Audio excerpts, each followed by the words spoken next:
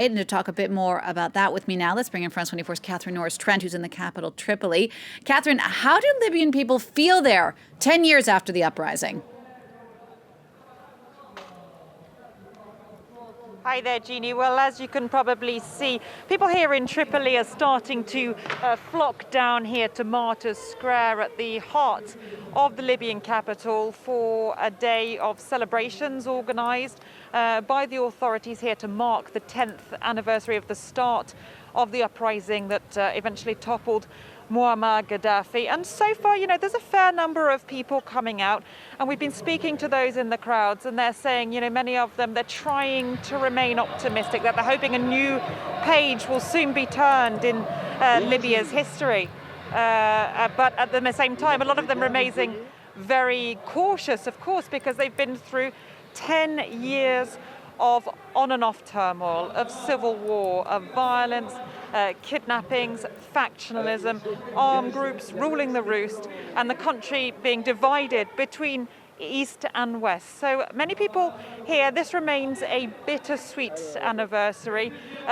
They hope for better times for the future, but at the same time been telling us of loved ones they lost. And one man we spoke to, who one of his sons was killed in 2015 in one of the bouts of fighting, and we asked him whether if he could turn back the clock 10 years and do things over again, whether he would still support the revolution, and he said honestly that he wouldn't. So, there's a time of people trying to remain optimistic, but a certain sense of nostalgia for stabler times in the past, albeit clearly under the dictatorship of Muammar Gaddafi.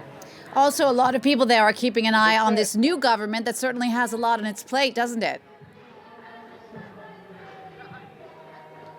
Yeah, that is something of an understatement. A new leadership, a Libyan political leadership, has been appointed by a panel of 74 Libyans who went to Geneva for political dialogue. So there's a new appointed interim Prime Minister, Abdelhamid Dbeibah. He will be working with the Presidential Council, and they've tried to bring together actors representing the East, the West and the South of Libya. But it's going to be a very hard task indeed for them to really unite all the tribes and factions in Libya, the multitude of armed groups as well, people with a vested interest in holding on to their bit of power. Now, so far what's interesting is that the new government hasn't come under open criticism from strong men in the West or in the East. General Haftar has openly welcomed so far the new government, the new leadership. And also we've had nothing from the various regional interests with vested interests in this proxy war here in Libya that just came to an end at the end of last year. So perhaps there is reason for cautious optimism, but they have a great deal on their plate.